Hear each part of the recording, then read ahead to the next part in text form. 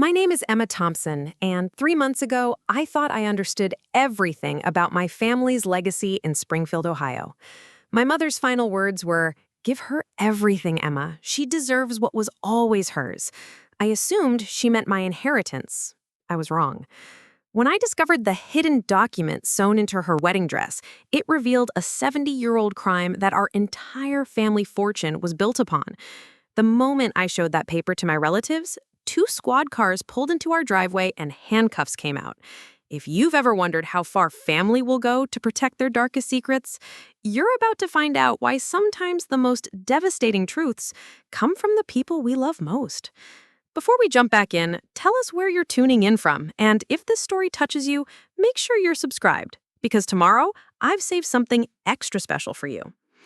The Victorian house on Maple Street had been my sanctuary for as long as I could remember.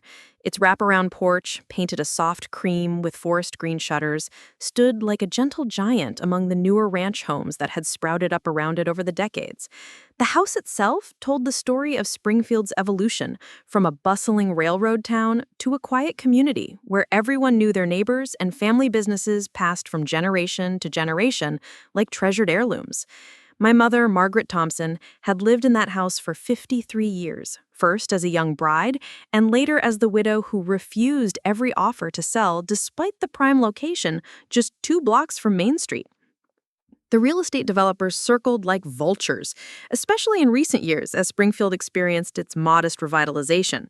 But Mom would just smile politely and close the door. "This house holds too many memories to trade for money," she would tell me while we sat on the porch swing, watching the neighborhood children ride their bicycles past the old oak tree that had stood sentinel in our front yard since before I was born. At 32, I had built my life around the comfort of that predictability. After college, I had returned to Springfield, not because I lacked ambition, but because something about our small town's rhythm felt right. I worked as a physical therapist at Springfield General Hospital, helping people regain their strength after accidents and surgeries.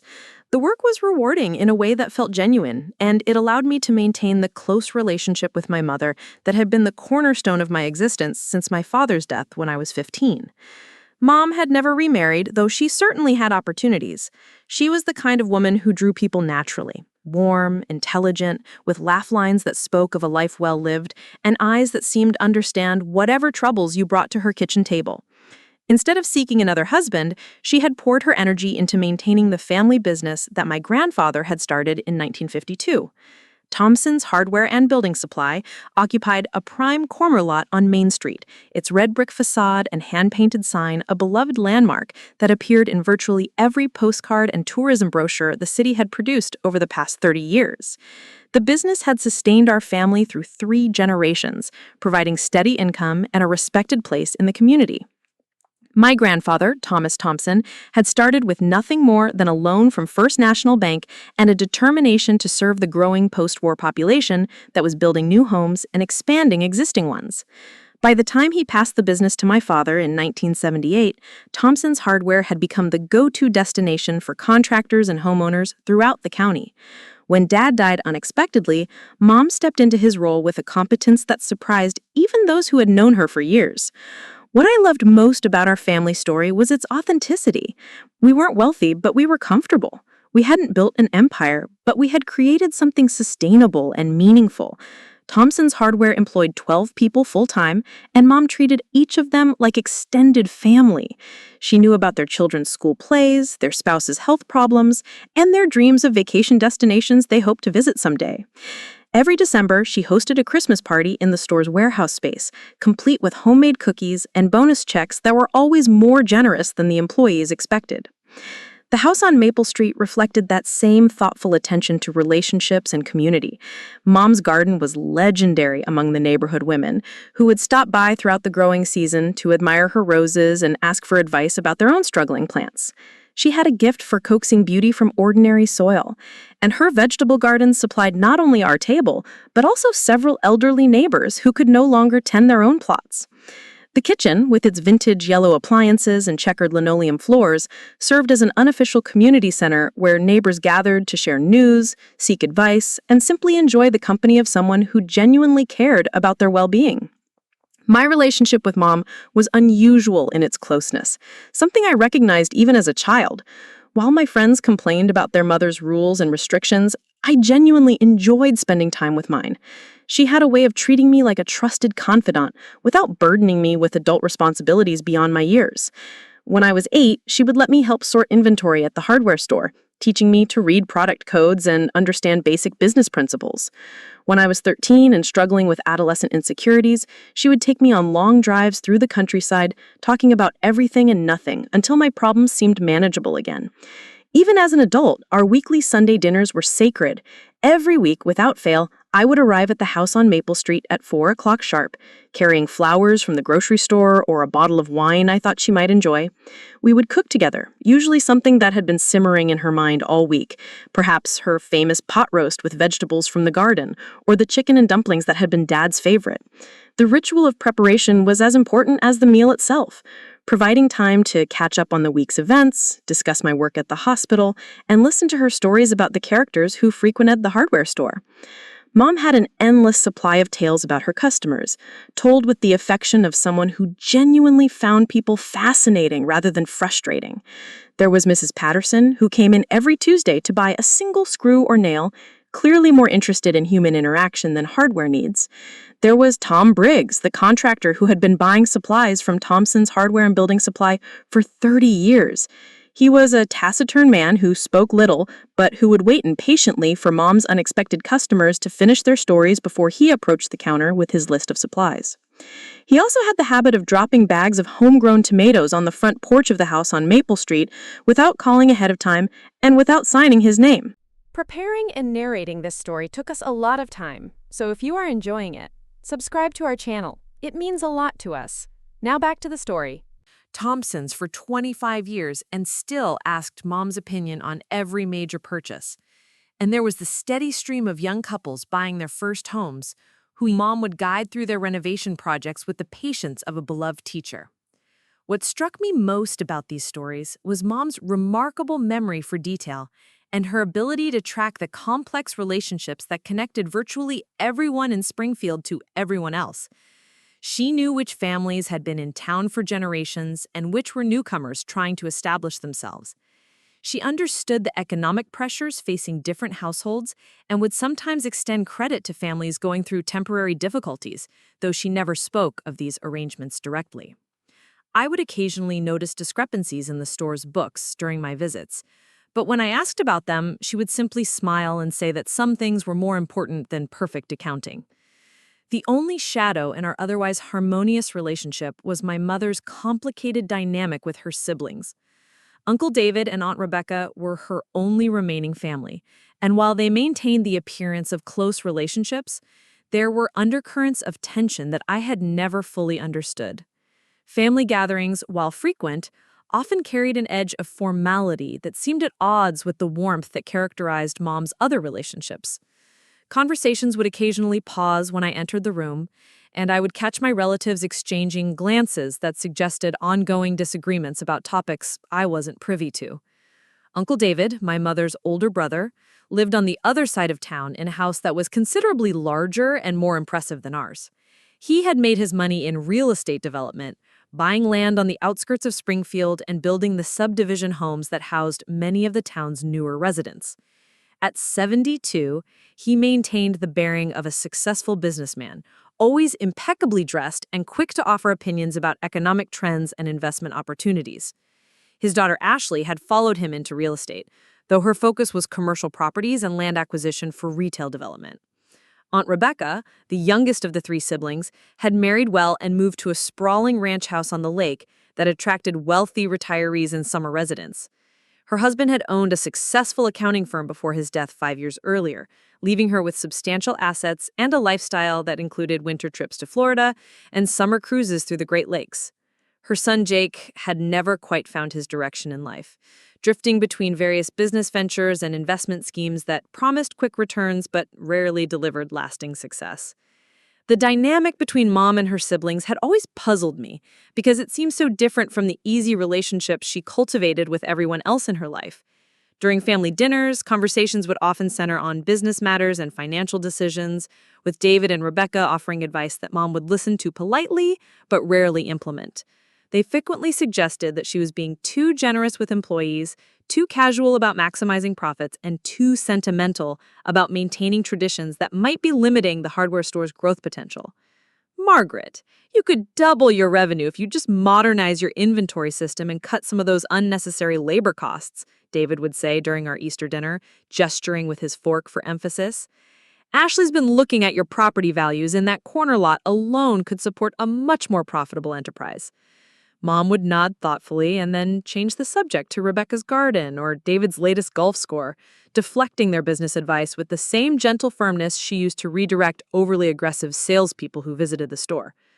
I admired her ability to maintain family harmony while preserving her independence, though sometimes I wondered what underlying issues might be driving these recurring conversations about money and business efficiency. The only time I saw genuine tension surface was during discussions about Springfield's changing landscape.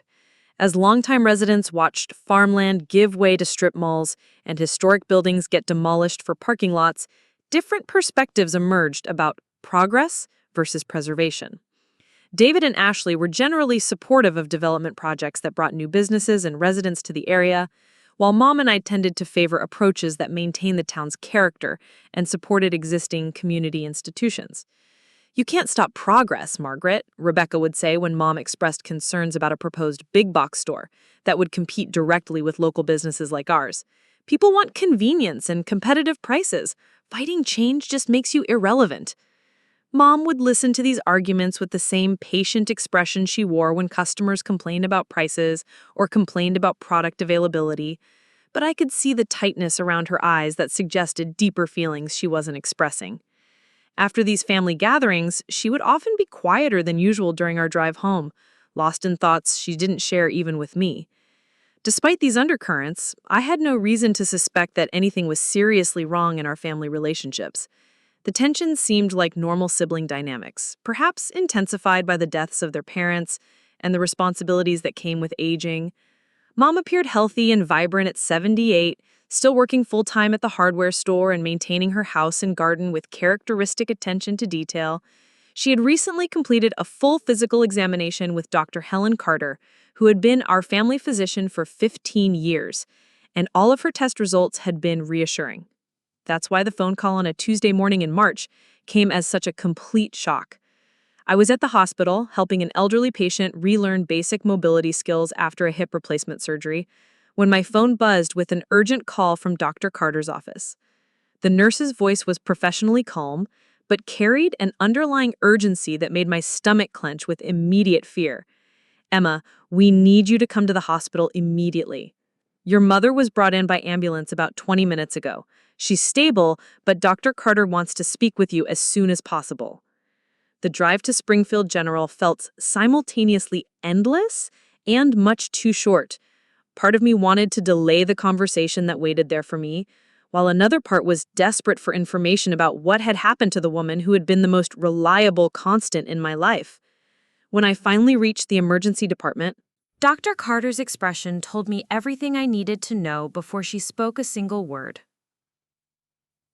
Dr. Carter led me to a quiet consultation room away from the bustling emergency department, her usually warm demeanor replaced by the careful professionalism that doctors reserve for delivering life-altering news.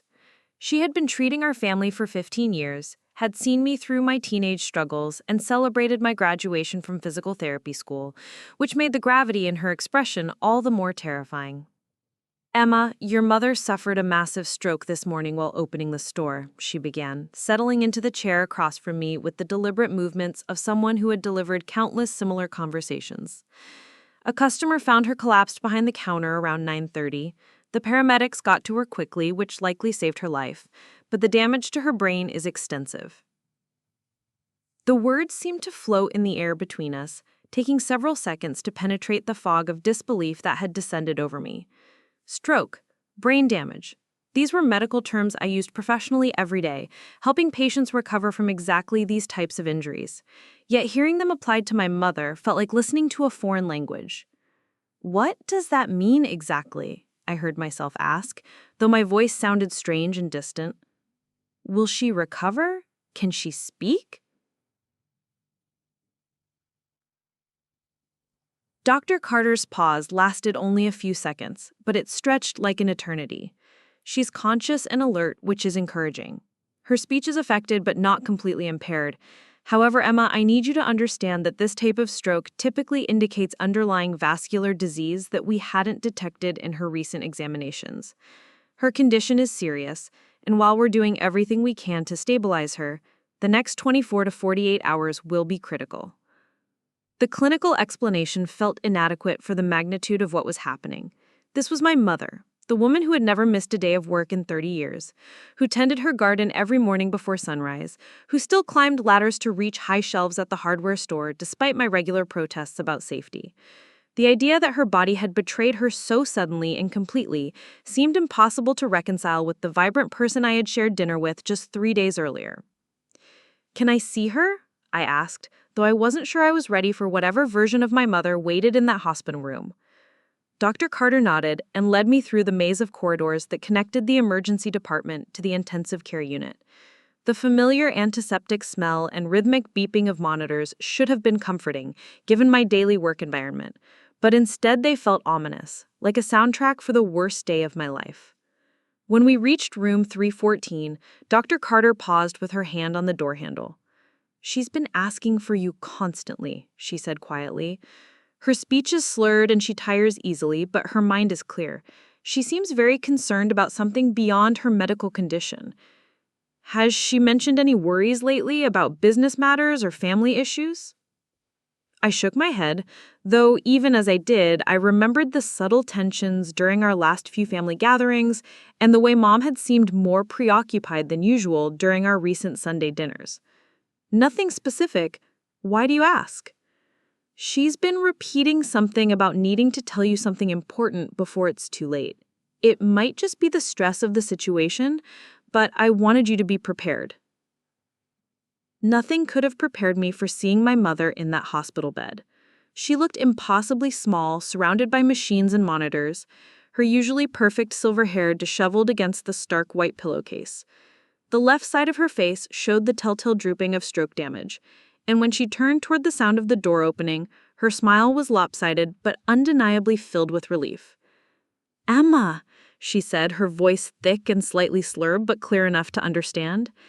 "I was so afraid you wouldn't get here in time." I moved to her bedside and took her right hand, which gripped mine with surprising strength. "I'm here, Mom. Everything's going to be okay. You just need to focus on getting better."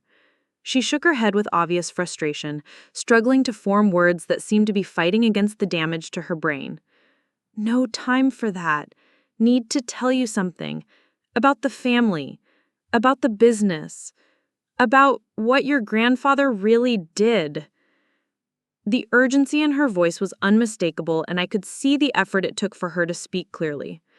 Dr. Carter had warned me that stroke patients often experience confusion and anxiety, but there was nothing confused about the intensity in her eyes. She was trying to communicate something she considered vital, something that couldn't wait for her recovery. "Mom, whatever it is can wait until you're feeling stronger," I said, smoothing her hair back from her forehead. "Right now you need to rest and let the doctors take care of you." "No," she said with more force than I thought possible given her condition. "Listen to me, Emma. The house, my bedroom. Behind the mirror, there's something hidden there. Something I should have told you years ago." Her words were coming in short bursts, each one clearly exhausting her, but she pressed on with determination that reminded me why she had been so successful in business despite all the challenges she had faced as a widow trying to maintain a traditionally male-dominated enterprise. "Your Uncle David knows. Rebecca knows. They've been waiting for me to die so they can destroy it. But you need to find it first. You need to understand the truth about where our money really came from." The monitors around her bed began beeping more insistently, and a nurse appeared immediately to check her vital signs. The exertion of trying to communicate was clearly taking a toll on her already compromised system, but when the nurse suggested I step out to let her rest, Mom gripped my hand even tighter. "Promise me," she whispered with barely audible intensity. Promise you'll look behind the mirror in my bedroom. Promise you'll find the truth before they do. I promised, though I had no idea what I was agreeing to find. The nurse administered something through Mom's IV that seemed to calm the monitors, and within minutes her grip on my hand relaxed as she drifted into what appeared to be natural sleep. I stayed beside her bed for another hour, watching her chest rise and fall and trying to make sense of her cryptic warnings about hidden things and family secrets.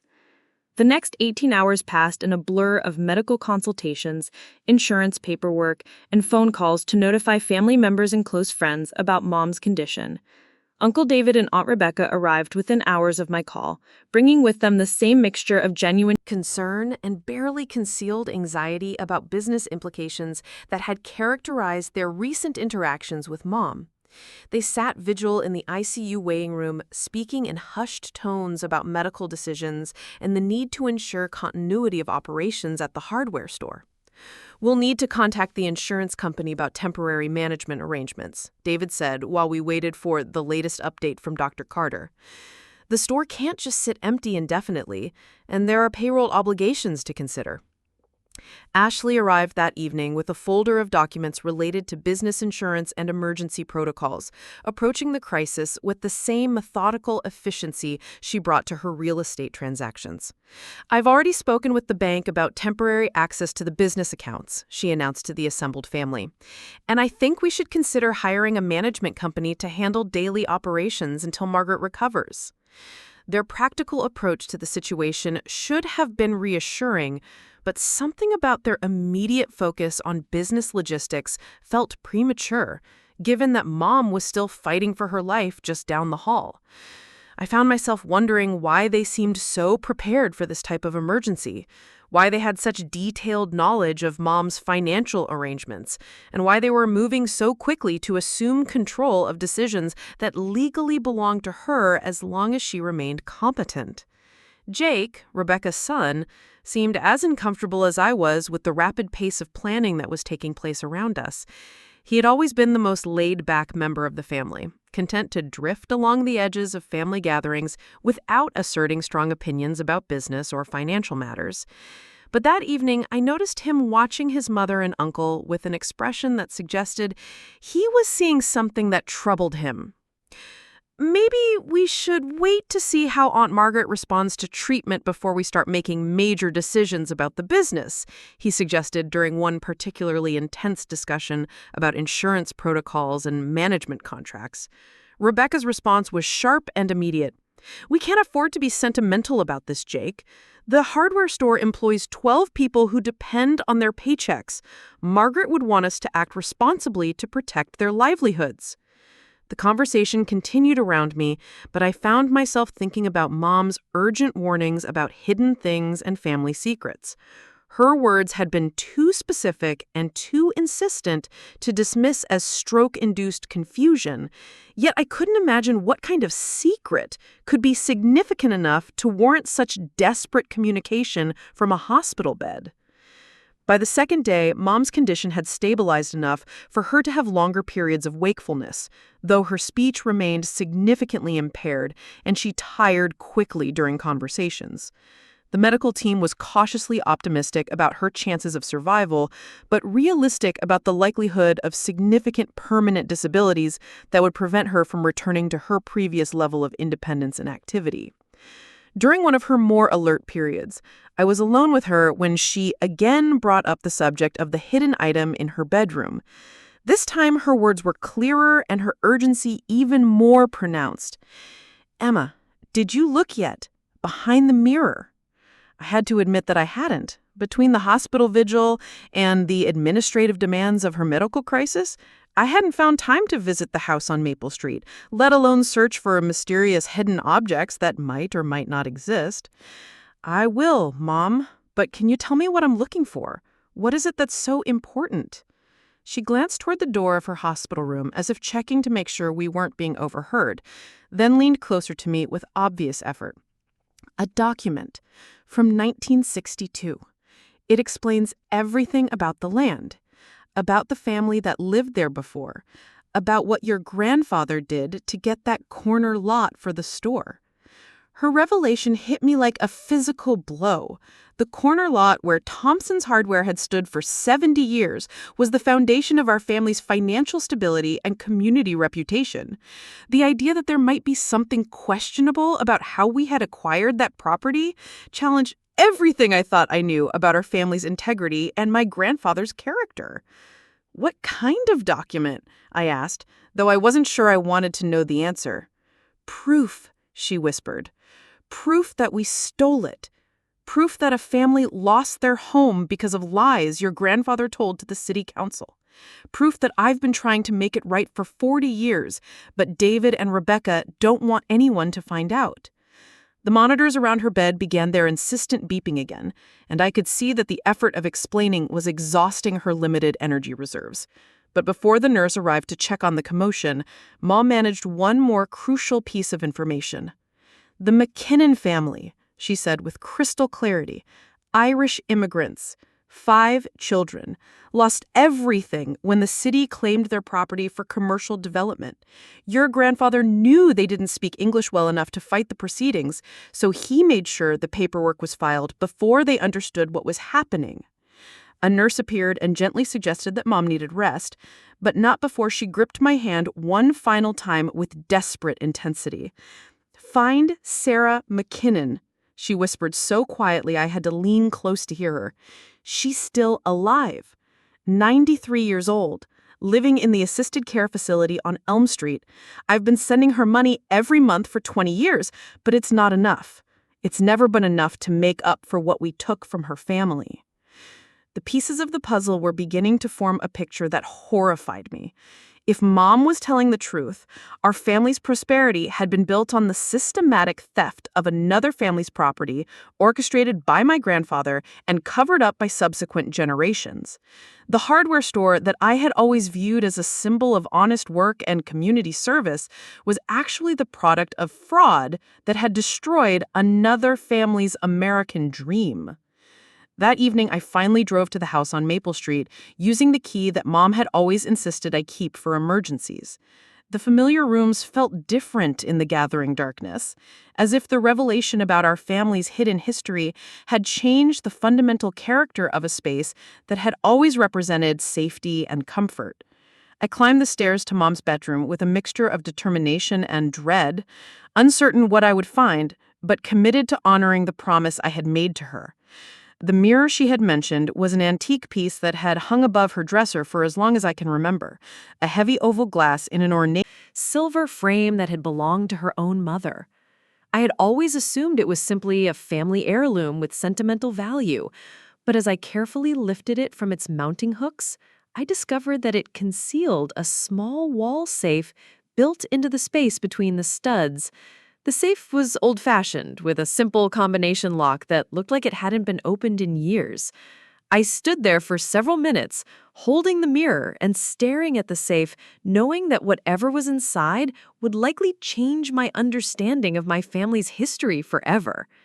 Mom hadn't given me the combination, but as I examined the lock more closely, I noticed that someone had scratched 4 barely visible numbers into the metal around the dial. 0516. May 16th. My birthday. She had set the combination to my birthday, ensuring that if something happened to her, I would be able to access whatever she had hidden there. The lock opened on my first attempt, revealing a small space containing a manila envelope, a bank passbook, and a photograph that made my breath catch in my throat. The photograph showed 5 children standing in front of a modest 2-story house that I recognized immediately despite the 60 years that had passed since it was taken. It was the corner lot where Thompson's Hardware now stood. But in the picture, it held a family home with a small front garden and laundry hanging on a line strung between 2 trees. The children ranged in age from perhaps 5 to 15, all with the same reddish hair and serious expressions, standing close together as if posing for what might be the last photograph of their life in that house. On the back of the photograph, someone had written in fading ink, "The McKinnon children, May 1962, Patrick, Sean, Bridget, Molly, and Sarah." Last day on Maple Street. The bank passbook revealed a savings account in Mom's name that had been active for over 20 years, with regular monthly deposits of $500 and corresponding withdrawals to S. McKinnon for the same amount. The balance showed over $60,000, suggesting that Mom had been setting aside money every month while simultaneously sending payments to someone she believed deserved compensation for a historical injustice. But it was the contents of the manila envelope that provided the devastating proof of everything Mom had tried to tell me from her hospital bed. Inside were photocopies of city council meeting minutes from 1962, documenting the eminent domain proceedings that had allowed the city to seize the McKinnon property for commercial development. The official records showed that the family had been given proper notice and fair compensation for their land, but attached to those records was a handwritten letter from my grandfather to the city council chairman that told a very different story. The letter, written in my grandfather's distinctive handwriting, detailed a deliberate strategy to misrepresent the legal proceedings to the McKinnon family, who spoke limited English and didn't understand the complex bureaucratic process that was being used to steal their property. Grandfather had volunteered to serve as an unofficial translator and community liaison, then used that position to ensure that the family didn't receive proper legal representation or adequate time to challenge the eminent domain claim. Even more damning was the second letter in the envelope, written by the same city council chairman and addressed to my grandfather, confirming their agreement that Thompson would be given the first opportunity to purchase the seized property at below market value in exchange for his assistance in expediting the proceedings. The entire transaction had been a conspiracy between my grandfather and corrupt city officials to steal valuable land from a vulnerable immigrant family who trusted the very people who were betraying them.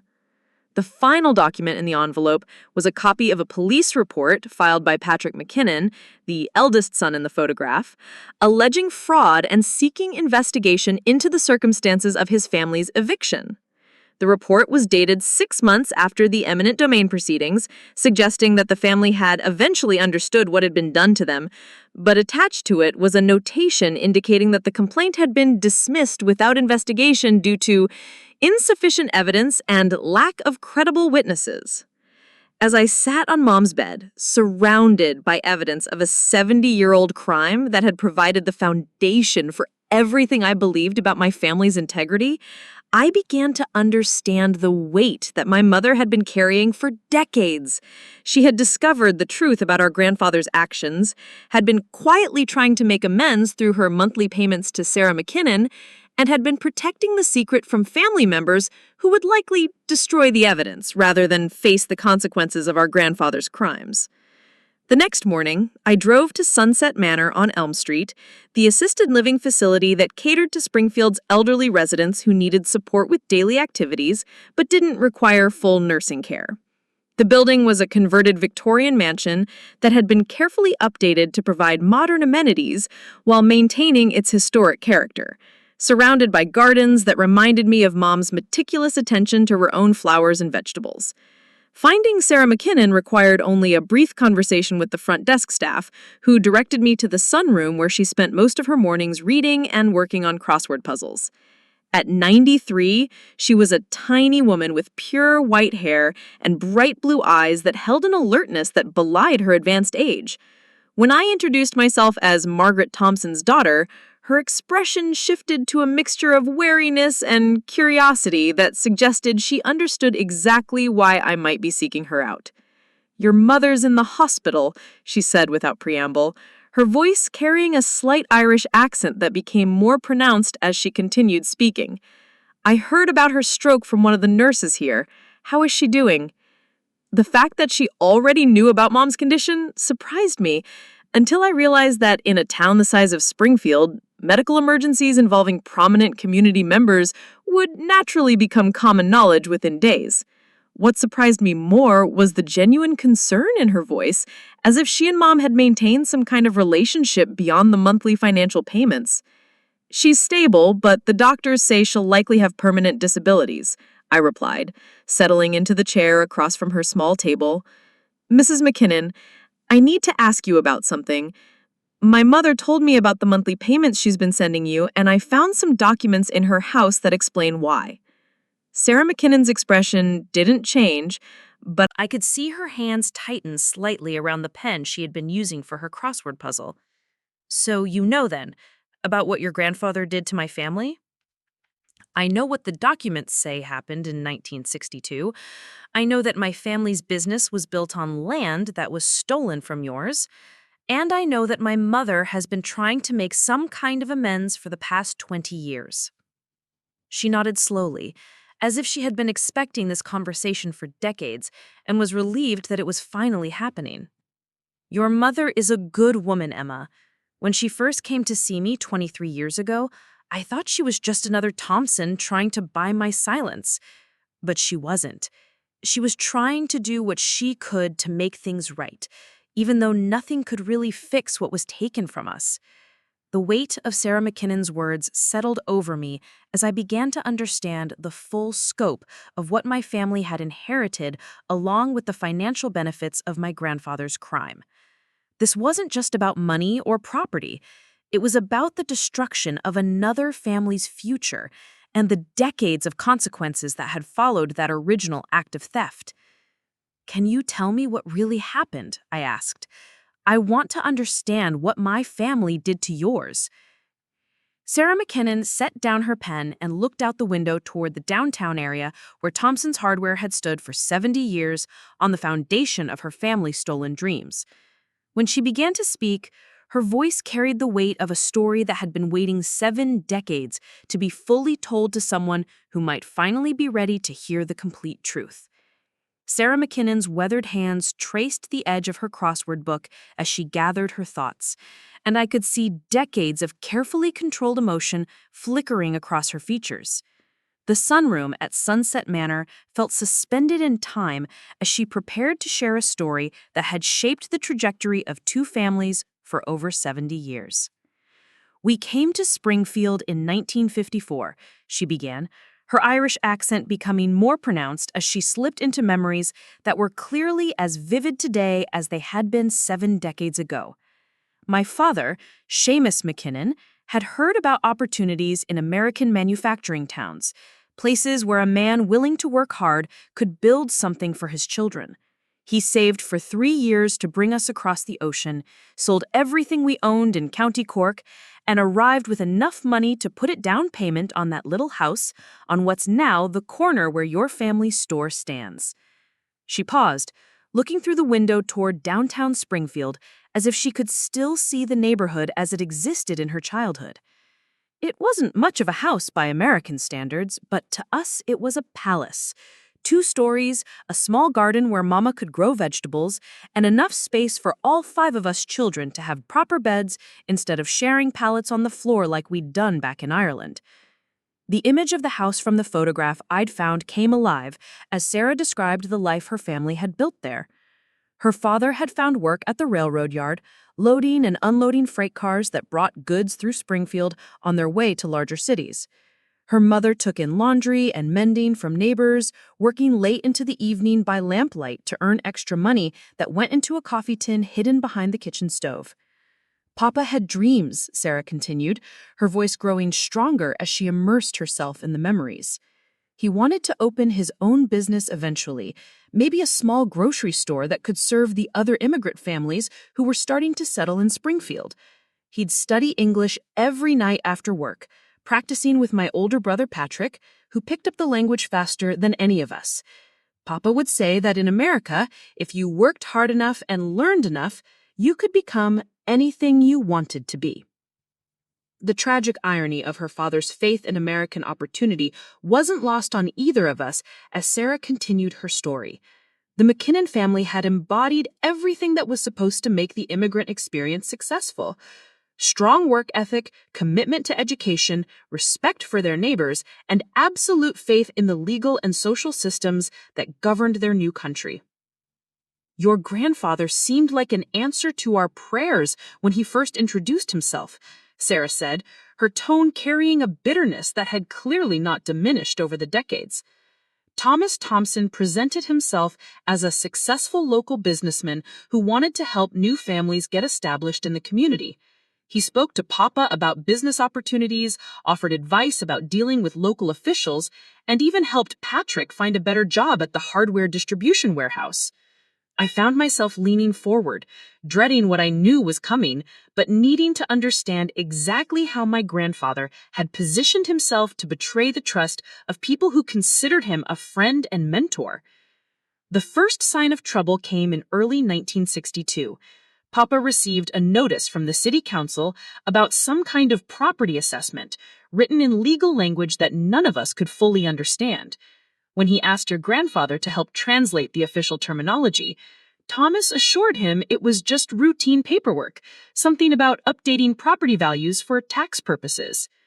Sarah's hands had begun to tremble slightly as she spoke, and I could see the physical effort it took for her to relive the systematic deception that had destroyed her family's American dream. The reality of my grandfather's betrayal was becoming clear. He had deliberately exploited the McKinnon family's limited English and their trust in his goodwill to prevent them from understanding that they were being targeted for property seizure. Over the next few months, more official notices arrived. Each time, Papa would take them to your grandfather, and each time, Thomas would assure him that everything was normal, that he shouldn't worry about bureaucratic procedures that all property owners had to deal with. Meanwhile, Thomas was encouraging Papa to consider selling the house, suggesting that property values were about to change in ways that might make it difficult for working families to afford the increasing tax assessments. The manipulation was breathtakingly calculated. My grandfather had been feeding the McKinnon family false information about their legal situation while simultaneously pressuring them to sell their property voluntarily, all while working behind the scenes with corrupt city officials to ensure that the family would lose their home regardless of what they chose to do. By late spring of 1962, the official notices had become more frequent and more urgent. Papa was starting to worry that maybe Thomas was wrong about these being routine matters, so Decided to visit the city hall himself to speak with someone in authority about what was happening to our property. This, I realized, was when my grandfather's conspiracy had moved from deception to active fraud. According to the documents I'd found in Mom's safe, the city council meetings where the eminent domain proceedings were finalized had taken place during exactly this time period, with my grandfather serving as the primary community liaison responsible for communicating with affected property owners. When Papa got to City Hall, your grandfather was already there, Sarah said, her voice dropping to almost a whisper. Thomas told the city clerk that he was there to help translate for the McKinnon family, that we had asked him to represent our interests in the property matter. Papa didn't understand enough English to realize that Thomas was actually signing papers on our behalf, agreeing to property assessments and legal proceedings that we had never authorized. The scope of the betrayal was staggering. My grandfather had not only failed to protect the McKinnon family's interests, he had actively impersonated their legal representative to facilitate the theft of their property. The city officials involved in the conspiracy had probably convinced themselves that they were dealing with willing participants in a legitimate real estate transaction, never questioning whether the McKinnon family actually understood or approved of what was being done in their name. The first we knew about losing our house was when the sheriff arrived with eviction papers, Sarah continued, tears beginning to form in her eyes despite the decades that had passed since that devastating day. Papa tried to explain that there must be some mistake, that Thomas Thompson had assured us everything was fine with our property status. The sheriff just handed him a legal document that said the city had claimed our land for commercial development and that we had 30 days to vacate. I could barely imagine the terror and confusion the McKinnon family must have experienced in that moment. Everything they had worked for since arriving in America, everything they had sacrificed to build, was being taken away through legal proceedings they had never understood or agreed to participate in. Papa went straight to your grandfather's house that night, Sarah said. I remember because I went with him, and I could see that Papa was more scared than I'd ever seen him before. When Thomas answered the door, Papa started crying and asking what had gone wrong, why the city was taking our house when Thomas had promised that everything was being handled properly. Sarah's voice cracked as she described my grandfather's response to the family's desperate plea for help and explanation. Thomas acted surprised and sympathetic, said he couldn't understand how such a terrible mistake had happened. He promised Papa that he would contact the city council immediately to straighten out the confusion, that surely there was some way to reverse what had clearly been an administrative error. But, of course, there had been no mistake and no possibility of reversal. My grandfather had orchestrated every aspect of the proceedings to ensure that the McKinnon property would be available for his own commercial purposes, and his expressions of concern and promises of assistance were simply the final cruelties in a months-long campaign of systematic deception. We spent the next 3 weeks desperately trying to find someone who could help us, Sarah explained. Papa used our savings to hire a lawyer, but the legal papers were all properly filed and signed, apparently with our consent. The lawyer said that even if there had been some kind of misunderstanding, the proceedings had gone too far to be reversed without clear evidence of fraud, and we didn't have any proof that Thomas had misrepresented things to us. The legal system that the McKinnon family had trusted to protect their rights had been turned against them through my grandfather's careful manipulation of bureaucratic procedures and language barriers. Even when they realized they had been betrayed, they had no way to prove it or to find advocates who could effectively challenge the conspiracy that had already achieved its intended result. On our last day in the house, Thomas came by with an offer to buy our furniture and personal belongings, Sarah said, her voice now filled with a rage that hadn't diminished over 70 years. He said he felt terrible about what had happened and wanted to help us get enough money to start over somewhere else. He offered us $200 for everything we owned, including Mama's wedding china and Papa's tools. The final insult was almost too cruel to believe. After stealing the McKinnon family's property and destroying their chance at prosperity, my grandfather had returned to profit, even from their personal possessions, presenting his exploitation as an act of charity. Papa was so broken by then that he almost accepted the offer. But Patrick, my oldest brother, had figured out by then that Thomas had been lying to us from the beginning. Patrick told Thomas exactly what he thought of his generous offer and demanded that he leave our property immediately. I can still remember the look on Thomas's face when Patrick called him a thief and a liar. For just a moment, the mask slipped, and we could see who he really was underneath all the pretended friendship and concern. The McKinnon family left Springfield 3 days later, having lost not only their home, but most of their possessions and all of their savings in legal fees and moving expenses. Sarah's father never recovered from the betrayal, both financially and emotionally. He died 5 years later, still talking about someday returning to Springfield to prove what had been done to his family. Sarah tried for years to get someone to investigate what happened. She wrote letters to newspapers, contacted state officials, even reached out to federal agencies that were supposed to protect immigrants' rights. But Thomas Thompson had become a respected businessman by then, a pillar of the community. And we were just another immigrant family making accusations without proof. As Sarah finished her account of the original crime, I began to understand the full weight of guilt and responsibility that my mother had been carrying for decades. She had discovered the truth about our family's foundation, had realized that our prosperity had been built on the destruction of innocent people, and had spent 20 years trying to make whatever amends were possible while protecting the secret from family members who would likely choose cover-up over accountability. When your mother first came to see me in 1999, I thought she was going to threaten me or try to buy my silence about what I knew. Instead, she sat right where you're sitting right now. You're sitting now and cried for an hour while she apologized for what her father had done to my family.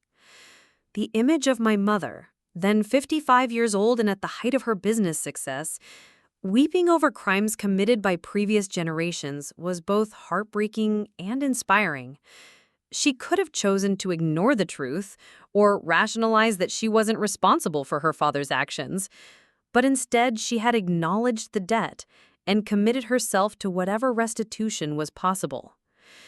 Margaret told me she'd found the papers in your grandfather's desk after he died, Sarah explained. She'd been going through his business records and came across the correspondence with the city council and the police report that Patrick had filed. She said she spent months trying to convince herself that there must be some explanation that didn't make her father a criminal. But eventually she had to accept what the evidence clearly showed. My mother's moral courage in facing that devastating truth about our family's history was remarkable. But it also raised troubling questions about what other family members might know about the McKinnon situation and how they might react if the secret was revealed publicly.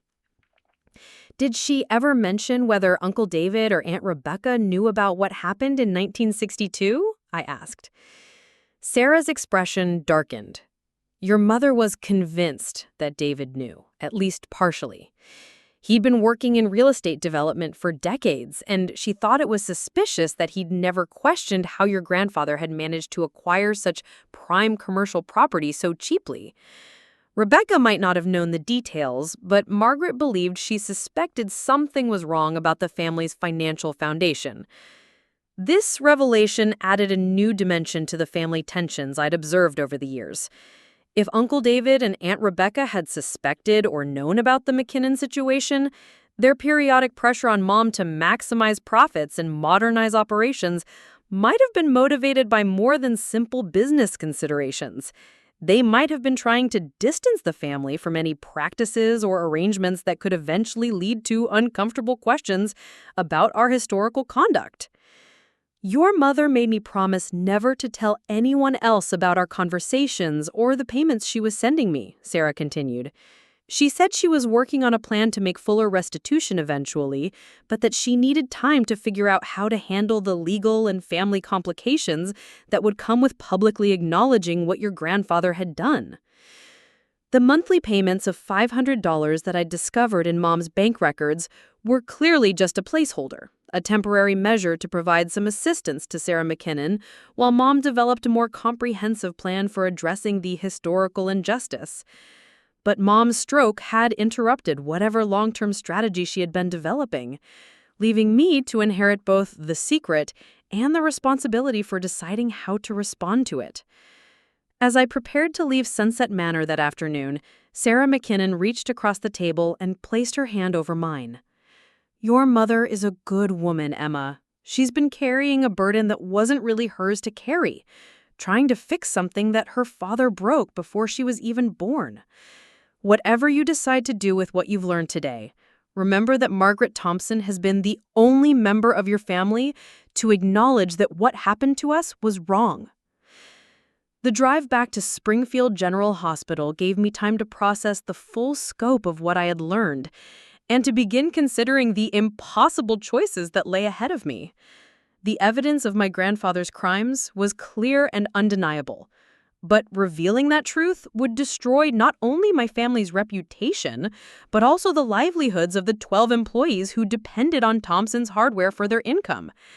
At the same time, Sarah McKinnon deserved more than the token monthly payments that Mom had been providing. At 93, she was likely one of the last surviving members of her family who remembered the original injustice, and she had spent 70 years waiting for someone to officially acknowledge what had been done to her family. When I returned to Mom's hospital room that evening, she was awake and alert, though clearly exhausted from the ongoing effects of her stroke. Her speech had improved slightly since the previous day, and she was able to communicate with less obvious effort. "Did you find it?" she asked immediately when I sat down beside her bed. "I found everything, Mom.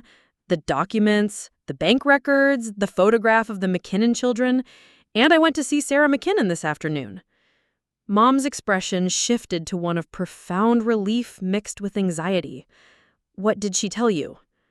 "She told me everything. About how grandfather betrayed her family's trust, about the fraud and the cover-up, about the monthly payments you've been sending her for 20 years. Mom, why didn't you ever tell me about this before?" Mom closed her eyes for a long moment before responding. "Because I hoped I could fix it without destroying everything your grandfather built.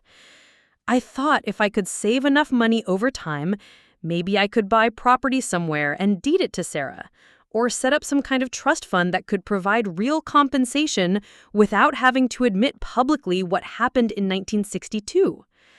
Her plan had been both noble and impossibly naive. The kind of comprehensive restitution that the McKinnon family deserved would require resources far beyond what Mom could accumulate through personal savings. And any meaningful acknowledgement of the historical injustice would inevitably lead to legal and financial consequences that could destroy Thompson's hardware and everything our family had built over 7 decades. Mom, Uncle David and Aunt Rebecca are already talking about taking control of the business while you recover. If they know about the McKinnon situation, they might try to destroy the evidence rather than let it become public. Mom's eyes snapped open with sudden alarm. The safe! Did you close the safe properly? Did you put everything exactly where you found it? I realized with growing dread that I had been so overwhelmed by the contents of the envelope that I hadn't been particularly careful about concealing my discovery. The safe is closed, but the combination might still be visible on the dial, and anyone who examined the mirror closely would probably notice that it had been recently moved. I think so, but I'm not certain. Why? Do you think they might search the house? Your mother was convinced that David knew, at least partially. He'd been working in real estate development for decades, and she thought it was suspicious that he'd never questioned how your grandfather had managed to acquire such prime commercial property so cheaply.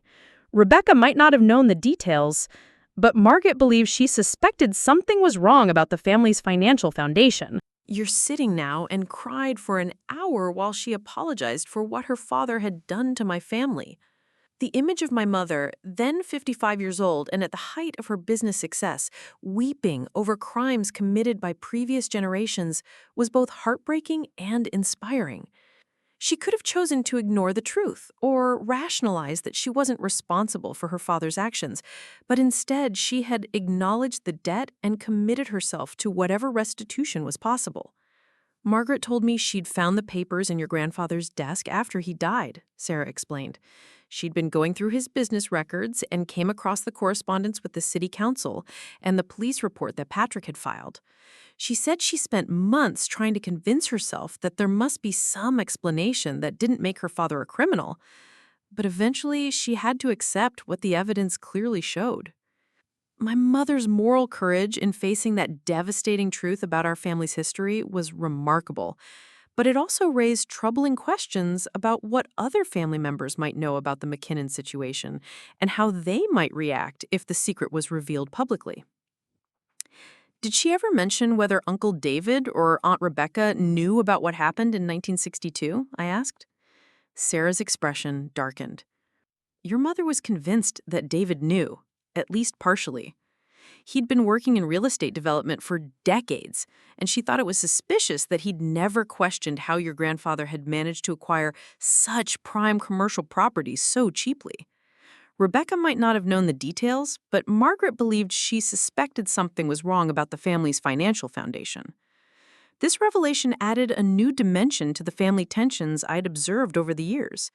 If Uncle David and Aunt Rebecca had suspected or known about the McKinnon situation, their periodic pressure on Mom to maximize profits and modernize operations might have been motivated by more than simple business considerations. They might have been trying to distance the family from any practices or arrangements that could eventually lead to uncomfortable questions about our historical conduct. Your mother made me promise never to tell anyone else about our conversations or the payments she was sending me, Sarah continued. She said she was working on a plan to make fuller restitution eventually, but that she needed time to figure out how to handle the legal and family complications that would come with publicly acknowledging what your grandfather had done. The monthly payments of $500 that I discovered in Mom's bank records were clearly just a placeholder, a temporary measure to provide some assistance to Sarah McKinnon while Mom developed a more comprehensive plan for addressing the historical injustice. But Mom's stroke had interrupted whatever long-term strategy she had been developing, leaving me to inherit both the secret and the responsibility for deciding how to respond to it. As I prepared to leave Sunset Manor that afternoon, Sarah McKinnon reached across the table and placed her hand over mine. Your mother is a good woman, Emma. She's been carrying a burden that wasn't really hers to carry, trying to fix something that her father broke before she was even born. Whatever you decide to do with what you've learned today, Remember that Margaret Thompson has been the only member of your family to acknowledge that what happened to us was wrong. The drive back to Springfield General Hospital gave me time to process the full scope of what I had learned and to begin considering the impossible choices that lay ahead of me. The evidence of my grandfather's crimes was clear and undeniable, but revealing that truth would destroy not only my family's reputation, but also the livelihoods of the 12 employees who depended on Thompson's hardware for their income. At the same time, Sarah McKinnon deserved more than the token monthly payments that Mom had been providing. At 93, she was likely one of the last surviving members of her family who remembered the original injustice, and she had spent 70 years waiting for someone to officially acknowledge what had been done to her family. When I returned to Mom's hospital room that evening, she was awake and alert, though clearly exhausted from the ongoing effects of her stroke. Her speech had improved slightly since the previous day, and she was able to communicate with less obvious effort. "Did you find it?" she asked immediately when I sat down beside her bed. "I found everything, Mom. The documents, the bank records, the photograph of the McKinnon children, and I went to see Sarah McKinnon this afternoon." Mom's expression shifted to one of profound relief mixed with anxiety. "What did she tell you?" "She told me everything. About how grandfather betrayed her family's trust, about the fraud and the cover-up, about the monthly payments you've been sending her for 20 years. Mom, why didn't you ever tell me about this before?" Mom closed her eyes for a long moment before responding. "Because I hoped I could fix it without destroying everything your grandfather built. I thought if I could save enough money over time, maybe I could buy property somewhere and deed it to Sarah or set up some kind of trust fund that could provide real compensation without having to admit publicly what happened in 1962. Her plan had been both noble and impossibly naive. The kind of comprehensive restitution that the McKinnon family deserved would require resources far beyond what Mom could accumulate through personal savings, and any meaningful acknowledgement of the historical injustice would inevitably lead to legal and financial consequences that could destroy Thompson's hardware and everything our family had built over 70 years. Mom, Uncle David and Aunt Rebecca are already talking about taking control of the business while you recover. If they know about the McKinnon situation, they might try to destroy the evidence rather than let it become public." Mom's eyes snapped open with sudden alarm. "The safe. Did you close the safe properly? Did you put everything back exactly where you found it?" I realized with growing dread that I had been so overwhelmed by the contents of the envelope that I hadn't been particularly careful about concealing my discovery. The safe was closed, but the combination might still be visible on the dial, and anyone who examined the mirror closely would probably notice that it had been recently moved. "I think so, but I'm not certain." "Why? Do you think they might search the house?" "David has been asking questions about my financial arrangements for months. He knows I've been setting aside money for something, and he's pressuring me to explain where that money is going. If he suspects I'm hiding something important, he'll definitely search the house while I'm stuck in this hospital bed." The urgency in Mom's voice made it clear that we were facing a crisis that went far beyond my personal struggle to understand our family's history. If Uncle David and Aunt Rebecca discovered the evidence of grandfather's crimes, they would almost certainly choose to destroy it rather than allow the truth to threaten their own financial security and social standing. "What do you want me to do?" I asked. Mom gripped my hand with surprising strength for someone in her weakened condition. "Protect the evidence. Make copies of everything and hide them somewhere safe. And Emma, you need to decide what kind of person you want to be when this is all over. You can choose to be like your grandfather and David, protecting your own interests no matter who gets hurt. Or you can choose to do what's right, even if it costs us everything." As I sat in that sterile hospital room, holding my mother's hand and contemplating the most difficult decision of my life, I realized that the stroke had been only the beginning of our family's crisis. The real test was just beginning, and how I handled the McKinnon situation would define not only my own character, but the legacy that our family would leave for future generations. With something this significant, 2 to 3 weeks felt like an eternity given the pace at which my family was moving to liquidate Mom's assets and prepare the house for sale. I had to find a way to delay their discovery of the safe while Janet completed her investigation, knowing that any suspicious behavior on my part would only intensify their scrutiny of my activities. That evening, I returned to the hospital to visit Mom, who had been asking repeatedly about the status of the documents and whether I had made any decisions about revealing the truth. Her speech had improved slightly, but the effort of communication still exhausted her quickly. I gave copies of everything to a newspaper reporter, I told her quietly. She's going to investigate the story and interview Sarah McKinnon. Mom, are you sure you want me to do this? Once it's published, there's no going back. Mom's eyes filled with tears, but her expression was resolute. I've been running from this for 23 years, Emma. I thought I could fix it quietly, but I was wrong. Some things are too big to fix in secret. Sarah McKinnon deserves to have her story told, and our family needs to face the consequences of what your grandfather did. Her words gave me the courage I needed to continue on the path I had chosen, but they also intensified my awareness of how much we stood to lose. Thompson's Hardware would almost certainly be forced to close once the story became public.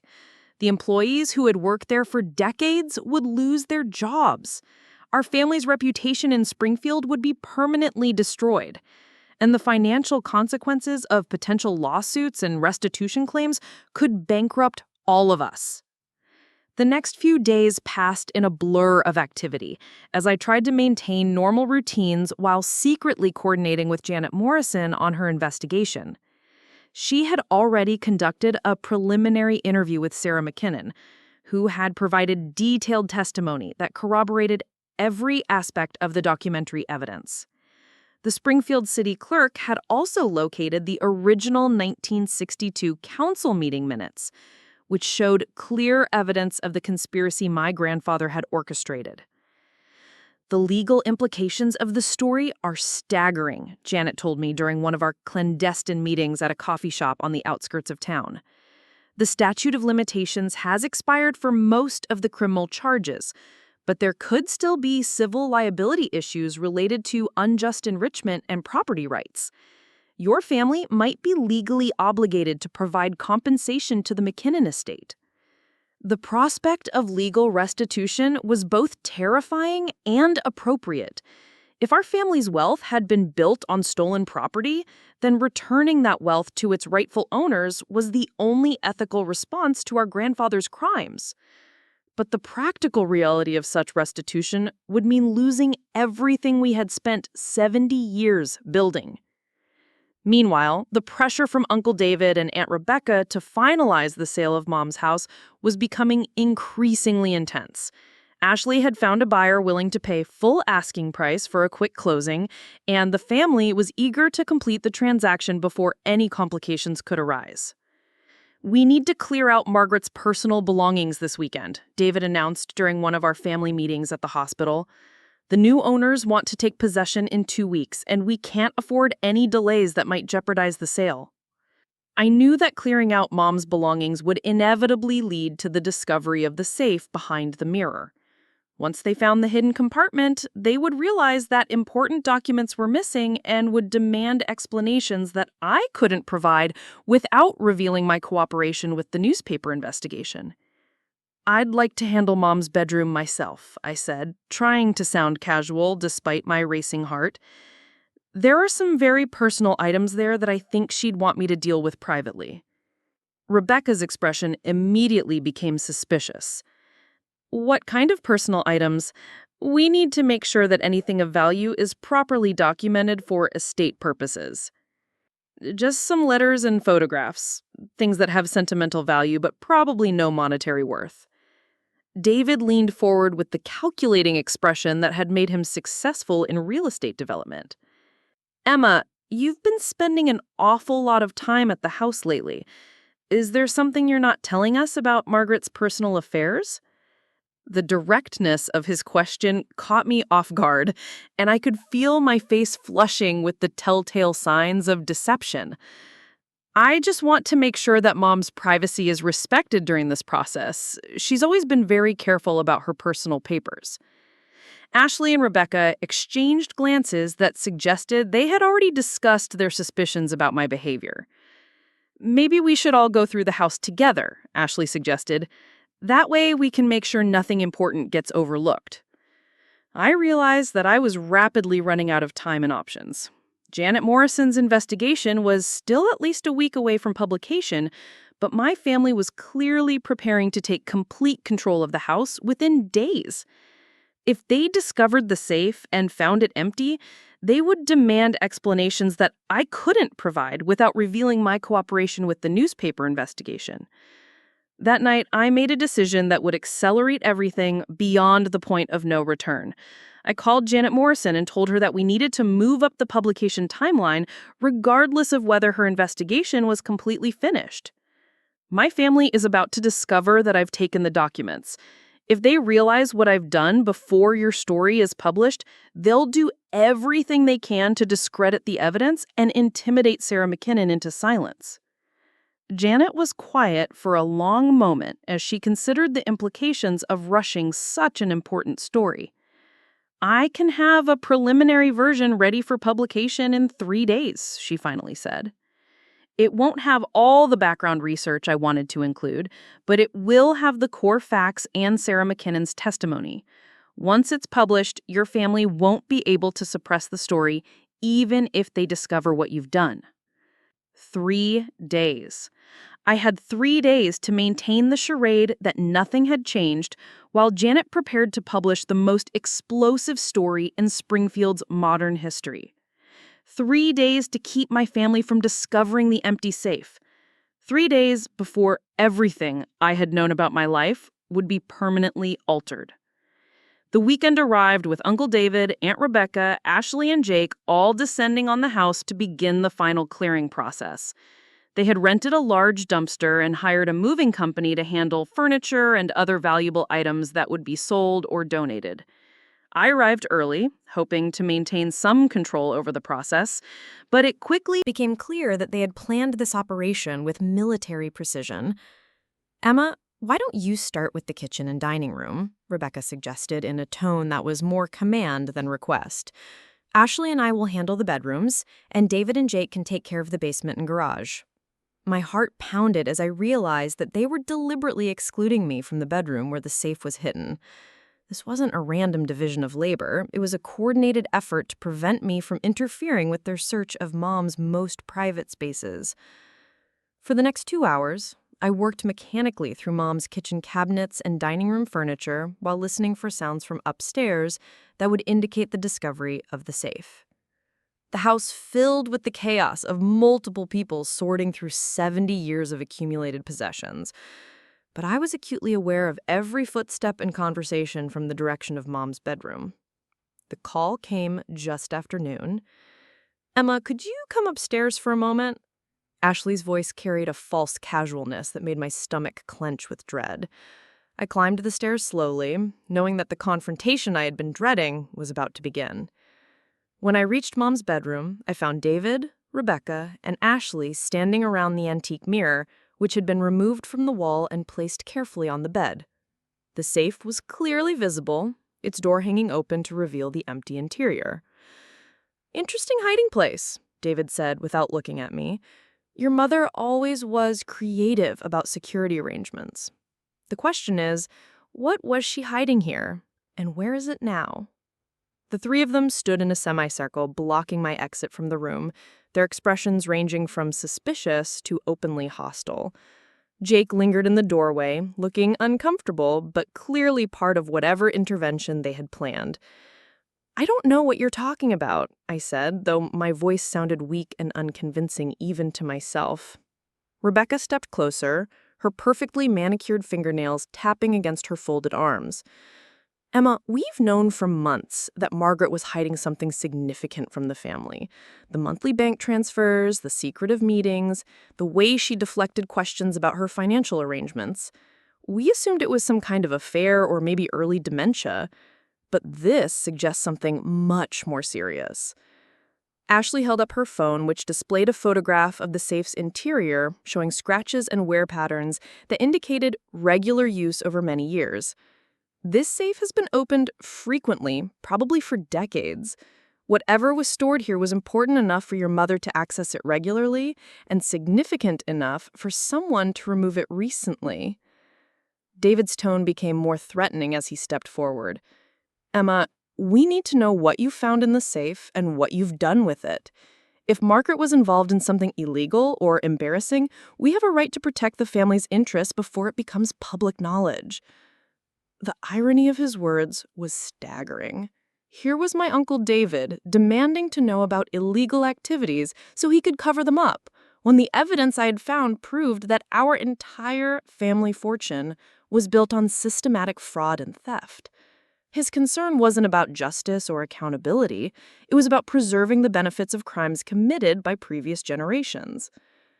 There was nothing illegal, I said, which was technically true since Mom's attempts at restitution had been entirely legal, even if inadequate. Then why the secrecy? Rebecca pressed. Why hide documents in a wall safe? Why remove them secretly instead of sharing them with the family? Emma, your behavior over the past 2 weeks has been extremely suspicious, and we deserve explanations. I realized that there was no point in continuing the deception.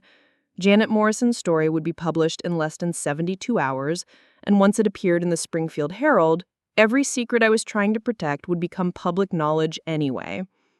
You want to know what Mom was hiding? I said, feeling a strange sense of relief as I prepared to reveal the truth. She was hiding evidence that our grandfather was a criminal who built this family's fortune by stealing land from an Irish immigrant family in 1962. The silence that followed my statement was so complete that I could hear traffic from Main Street 3 blocks away.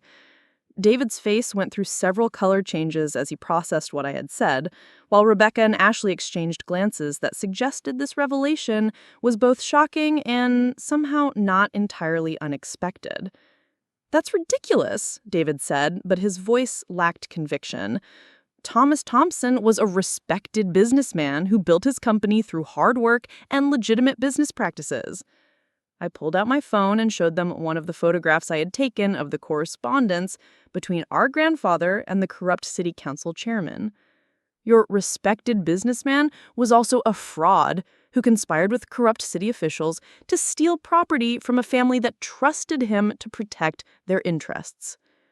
Rebecca snatched the phone from my hands and studied the image with growing alarm. Where did you get this? How do we know it's authentic? It was in the safe, along with dozens of other documents proving that grandfather systematically betrayed the McKinnon family's trust to steal their property for his own commercial purposes. Mom discovered the truth 23 years ago and has been trying to make amends by sending monthly payments to the surviving victim. Ashley had gone pale as she began to understand the implications of what I was revealing.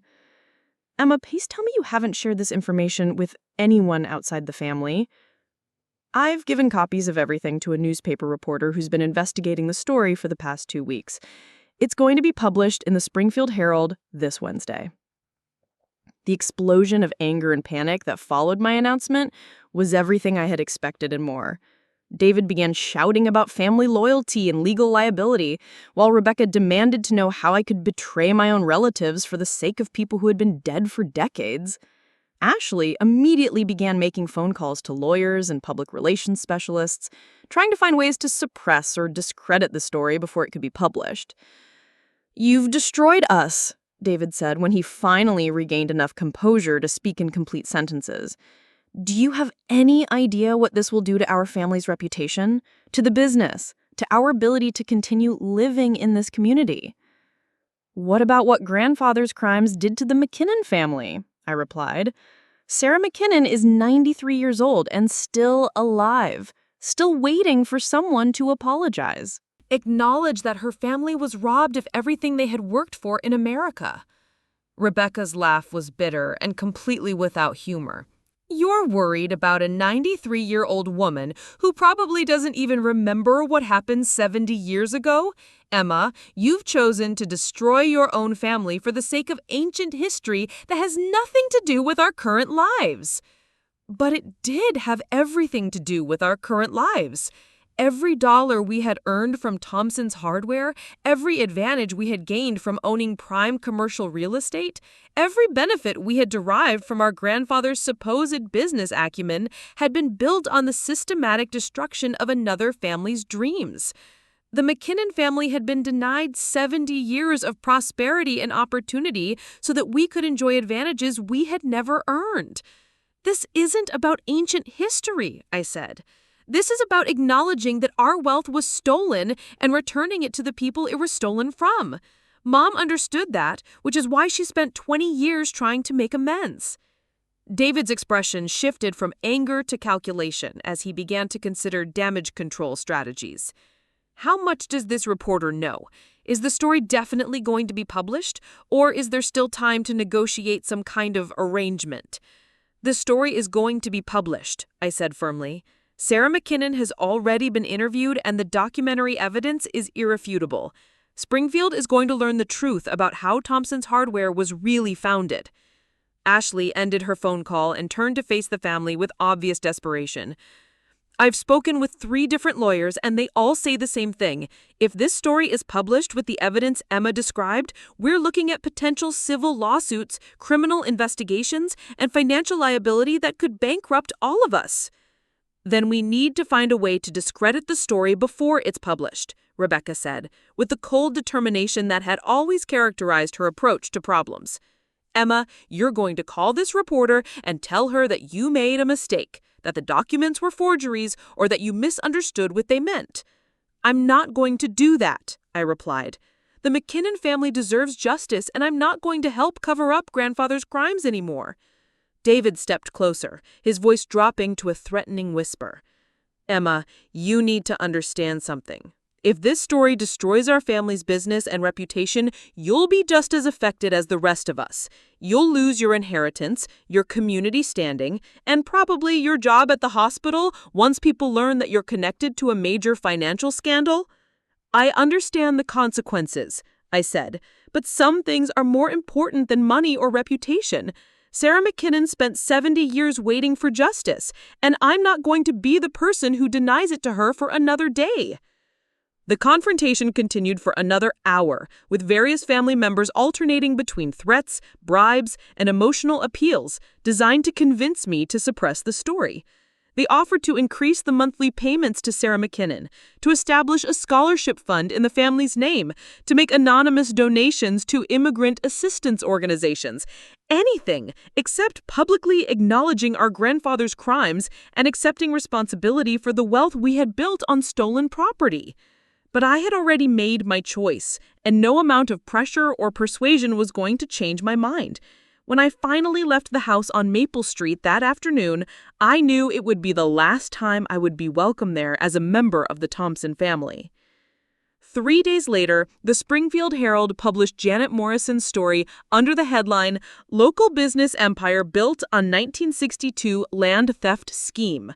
The article included Sarah McKinnon's first-hand testimony, reproductions of the key documents proving the conspiracy, and a detailed explanation of how the fraud had been carried out over several months in 1962. The community response was immediate and devastating for my family's reputation. Thompson's hardware faced boycotts and protests within hours of the story's publication. Uncle David's real estate development company lost 3 major contracts, and Ashley found herself under investigation by the State Real Estate Licensing Board. Rebecca retreated to her lake house and refused to speak with reporters or community members seeking comment. But the story also brought unexpected support from residents who appreciated finally learning the truth about their community's history. Several other longtime families came forward with their own stories of questionable land deals and municipal corruption from the 1960s, suggesting that the McKinnon case was part of a larger pattern of systematic abuse that had shaped Springfield's development.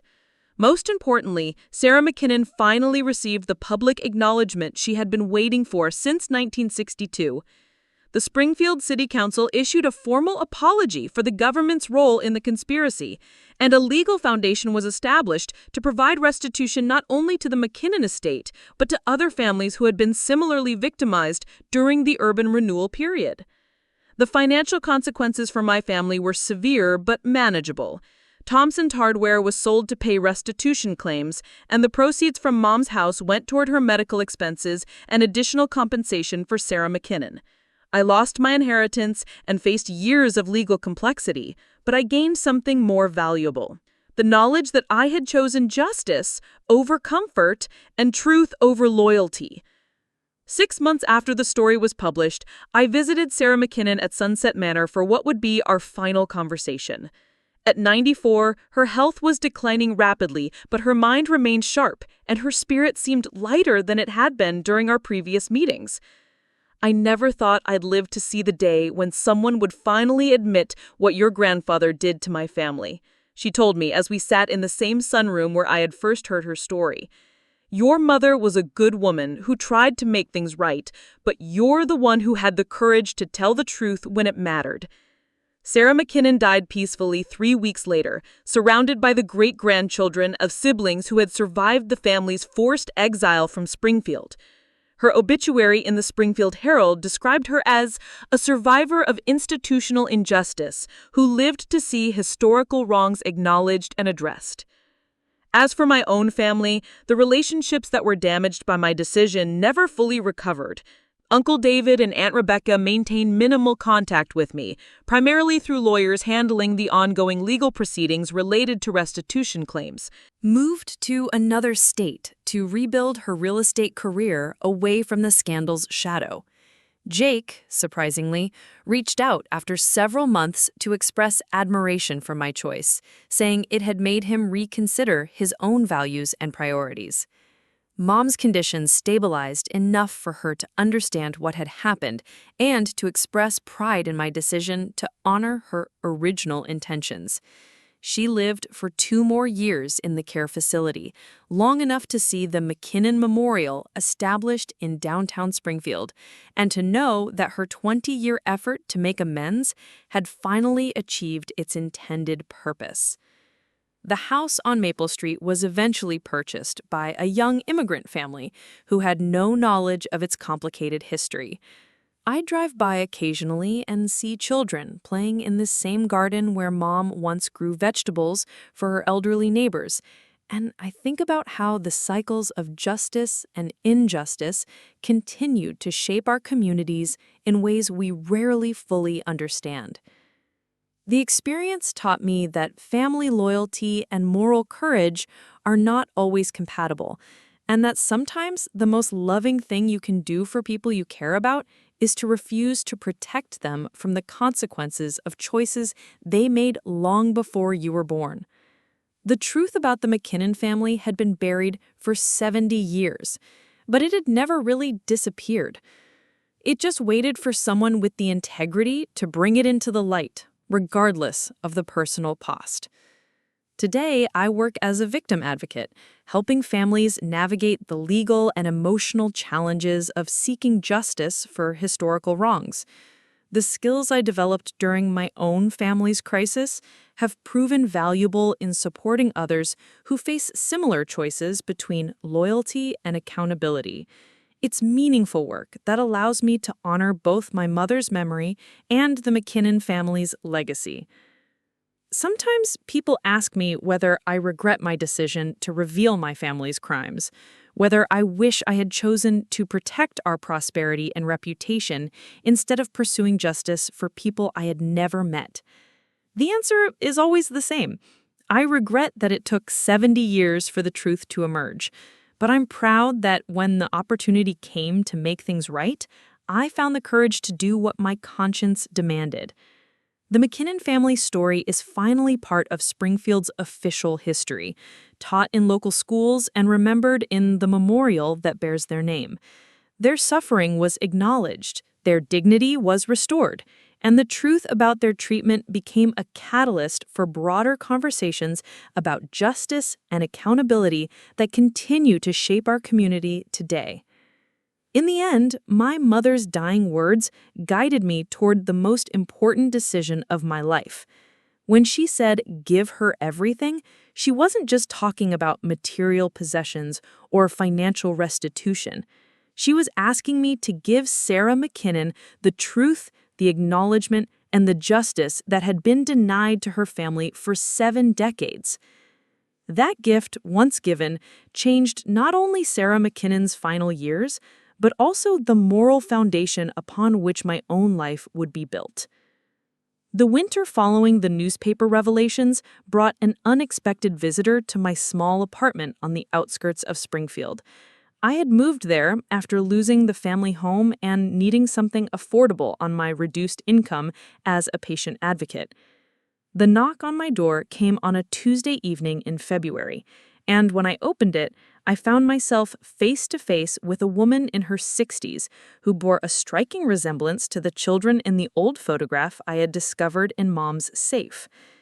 "You must be Emma Thompson," she said, with a slight Irish accent that reminded me immediately of Sarah McKinnon. "I'm Catherine McKinnon O'Brien, Sarah's granddaughter. I drove here from Chicago because there are things about my family's story that you need to know before it's too late." Catherine carried a worn leather satchel that she clutched protectively as she explained that she had been following the Springfield Herald coverage and the subsequent investigations that had emerged from my decision to reveal the truth about our family's crimes. Her grandmother, Sarah, had passed away 3 months earlier, but not before sharing information that she had kept secret even from her own family for over 60 years. "Grandma Sarah made me promise to find you after she died," Catherine said, as we sat in my small living room, surrounded by boxes of documents and research materials related to the ongoing legal proceedings. "Your grandfather's crimes were worse than anyone understood, something that could still be proven if the right evidence was found in the right places." The revelation that there were additional secrets related to the McKinnon case sent a chill through me that had nothing to do with the February cold seeping through my apartment's inadequate windows. I had assumed that the documents in Mom's safe represented the complete truth about what had happened in 1962. But Catherine's visit suggested that even my family's carefully preserved evidence had only revealed part of a larger conspiracy. Catherine opened her satchel and removed a collection of items that she arranged carefully on my coffee table, like pieces of a puzzle that had taken decades to assemble. There were letters written in Irish Gaelic, old photographs showing people I didn't recognize, and legal documents bearing official seals that looked far more formal than anything I had seen in Mom's collection. My grandmother wasn't just a victim of your grandfather's property theft. She was also a witness to something much worse that happened 3 months after my family was forced to leave Springfield. Your grandfather didn't just steal our house, Emma. He was responsible for my great-uncle Patrick's death. The accusation hit me like a physical blow, fundamentally altering my understanding of the scope of my family's crimes. Patrick McKinnon had been Sarah's older brother, the one who had confronted my grandfather about the fraudulent property seizure and had spent years trying to get authorities to investigate what had been done to his family. According to Catherine's translation of her grandmother's letters, Patrick had discovered evidence that my grandfather's conspiracy involved not just the McKinnon property, but a systematic scheme to steal land from at least 6 other immigrant families throughout central Ohio. He had been preparing to present this evidence to federal authorities when he died in what was officially ruled an accidental drowning in the Sakota River. The police report said that Patrick had been drinking and fell from a bridge, Catherine continued, her voice growing more intense as she revealed information that had been hidden for 60 years. Swimmer. She always believed he was murdered to prevent him from exposing the full scope of the land theft conspiracy. The letters Catherine showed me had been written by Sarah McKinnon to relatives in Ireland, describing her fears that Patrick's death was connected to his investigation of the property fraud. She had been too frightened to share these suspicions with American authorities, particularly after witnessing how easily my grandfather had manipulated legal proceedings to steal her family's home. Grandma Sarah spent 60 years carrying the guilt of not speaking up about Patrick's murder, Catherine said. She believed that if she had been braver, if she had trusted American justice enough to report her suspicions, maybe other families could have been saved from similar crimes. The weight of this additional revelation was almost unbearable. Not only had my family's prosperity been built on systematic theft, but it had potentially been protected through murder when the original crimes were threatened with exposure. The monthly payments my mother had been sending to Sarah McKinnon represented an even more inadequate response to historical injustice than I had previously understood. Catherine had not come to Springfield merely to share her grandmother's secrets, however. She had also brought evidence that could still be used to seek justice for Patrick McKinnon's death and to uncover the full extent of the land theft conspiracy that had operated throughout central Ohio during the urban renewal period. The statute of limitations has expired for most of the property crimes, she explained, but there's no statute of limitations on murder. If we can prove that Patrick was killed to cover up the conspiracy, federal authorities could reopen investigations into all the related land thefts and prosecute anyone who was involved in the cover-up. The evidence Catherine had assembled over years of private investigation was circumstantial but compelling. She had located witnesses who remembered seeing Patrick meet with unknown men near the bridge where his body was found. She had discovered financial records showing that my grandfather had made substantial payments to individuals with connections to organized crime during the months following Patrick's death. Most significantly, she had found correspondence indicating that Patrick had been scheduled to meet with FBI agents the week after he died. Your family's cooperation with the newspaper investigation gave my grandmother hope that maybe justice was finally possible, Catherine said.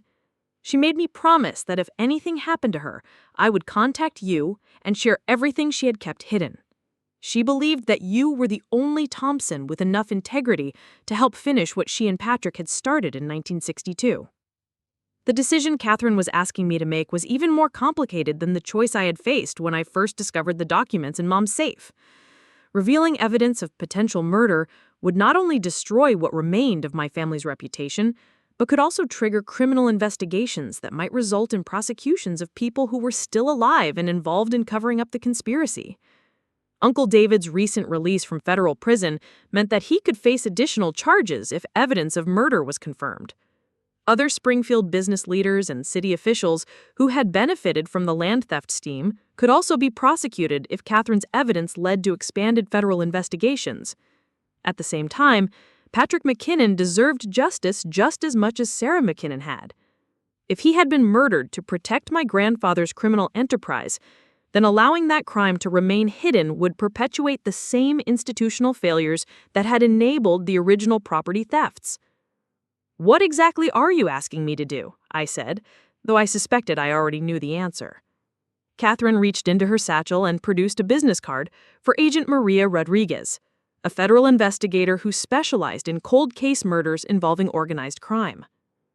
Agent Rodriguez has been investigating patterns of suspicious deaths connected to urban renewal projects throughout the Midwest.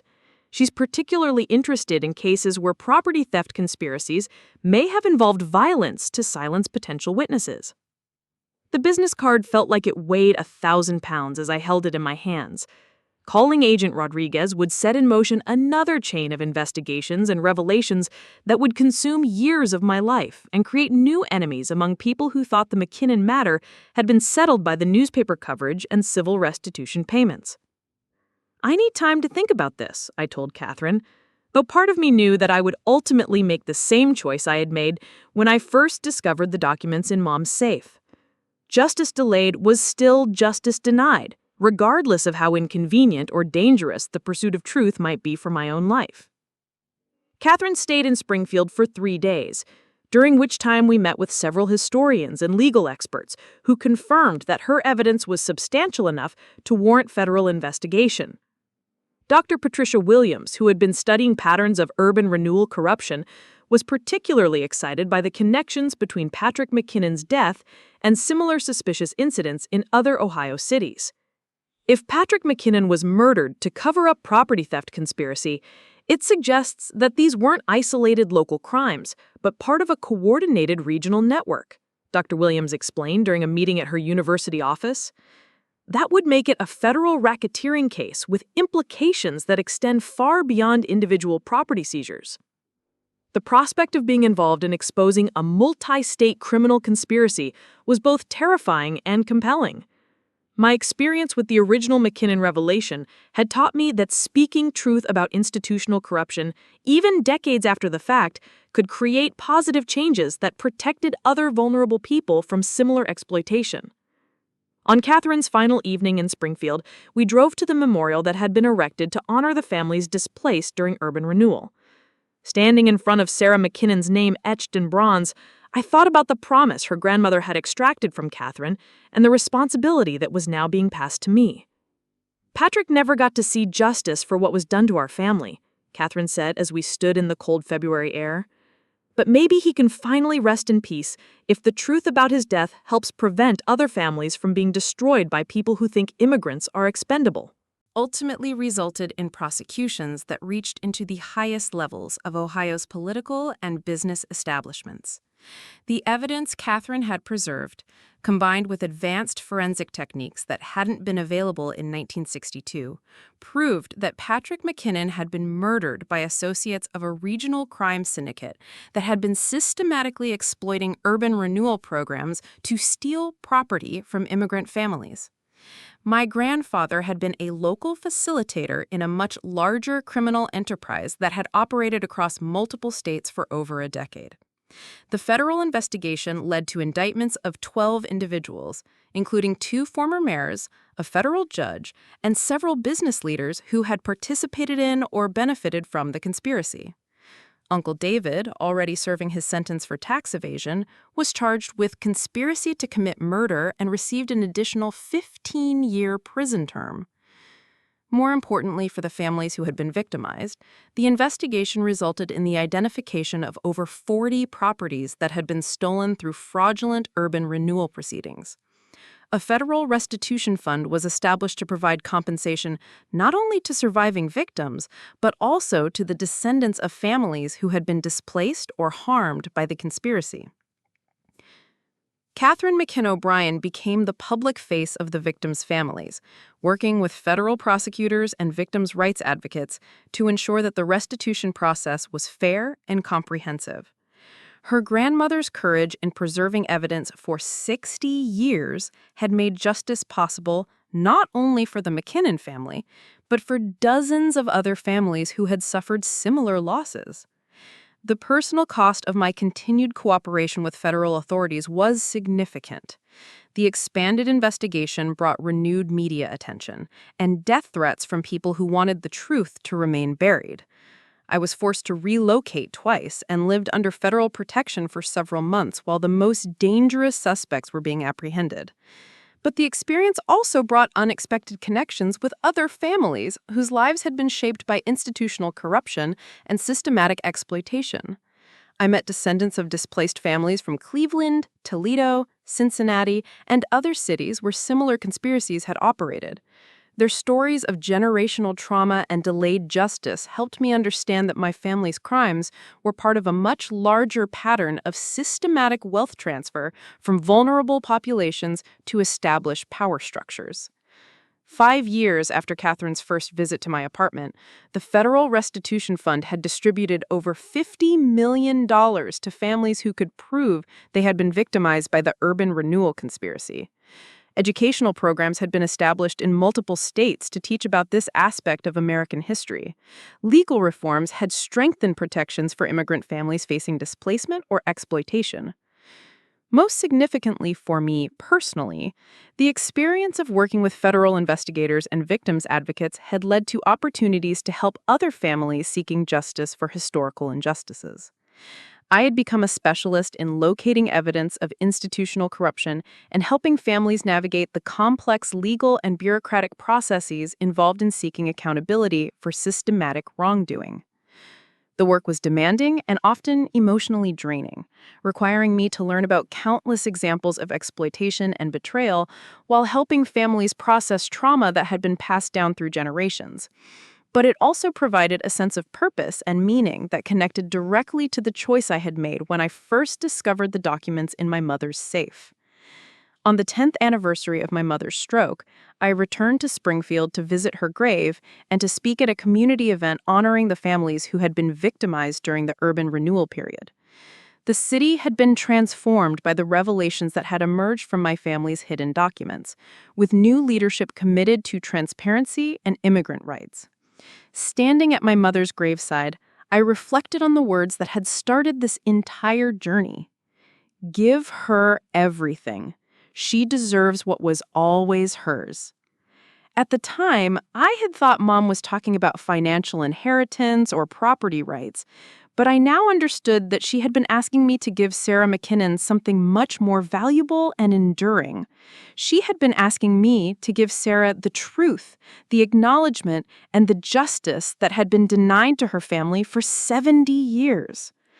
But in the process of honoring that request, I had also given myself the knowledge that when faced with impossible choices between loyalty and principle, I had consistently chosen principle. The choice to reveal my family's crimes had cost me relationships, financial security, and the comfortable life I had built in Springfield. But it had also provided the foundation for work that had helped dozens of other families obtain justice for historical wrongs and had contributed to institutional changes that would protect vulnerable people for generations to come. Catherine McKinn O'Brien had become not just an ally in seeking justice, but also a close friend whose courage in preserving her grandmother's secrets had made possible revelations that extended far beyond either of our family's individual experiences.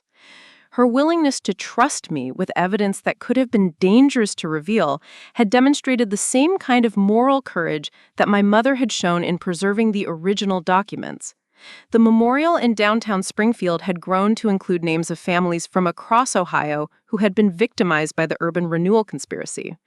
Patrick McKinnon's name had been added to honor his efforts to expose the truth and to acknowledge that his death had been the result of his commitment to justice rather than accident or suicide. As I prepared to leave Springfield after the memorial service, I realized that my mother's dying words had revealed something fundamental about the relationship between individual moral choices and collective justice. When institutions fail to protect vulnerable people, the decisions that ordinary individuals make about whether to challenge or perpetuate those failures become the foundation upon which future accountability depends. The hidden document behind the mirror had been important because of what it revealed about the past, but because of what it demanded in terms of present action. Truth-telling, even about historical injustices, created possibilities for healing and reform that extended far beyond the original crimes and their immediate victims.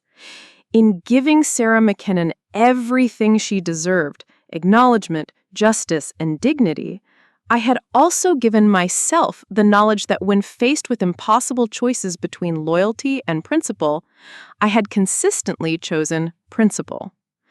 The choice to reveal my family's crimes had cost me relationships, financial security, and the comfortable life I had built in Springfield. But it had also provided the foundation for work that had helped dozens of other families obtain justice for historical wrongs and had contributed to institutional changes that would protect vulnerable people for generations to come. Catherine McKinn O'Brien had become not just an ally in seeking justice, but also a close friend whose courage in preserving her grandmother's secrets had made possible revelations that extended far beyond either of our family's individual experiences. Her willingness to trust me with evidence that could have been dangerous to reveal had demonstrated the same kind of moral courage that my mother had shown in preserving the original documents. The memorial in downtown Springfield had grown to include names of families from across Ohio who had been victimized by the urban renewal conspiracy. Patrick McKinnon's name had been added to honor his efforts to expose the truth and to acknowledge that his death had been the result of his commitment to justice rather than accident or suicide. As I prepared to leave Springfield after the memorial service, I realized that my mother's dying words had revealed something fundamental about the relationship between individual moral choices and collective justice. When institutions fail to protect vulnerable people, the decisions that ordinary individuals make about whether to challenge or perpetuate those failures become the foundation upon which future accountability depends. The hidden document behind the mirror had been important because of what it revealed about the past, but because of what it demanded in terms of present action. Truth-telling, even about historical injustices, created possibilities for healing and reform that extended far beyond the original crimes and their immediate victims.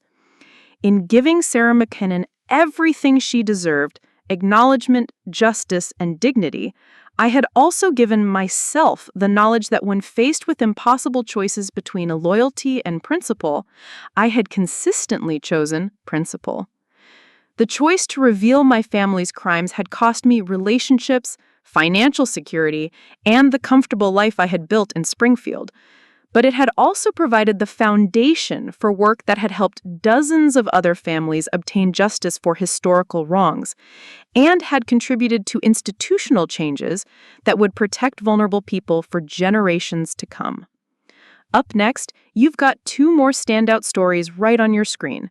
If this one hit the mark, you won't want to pass these up. Just click and check them out.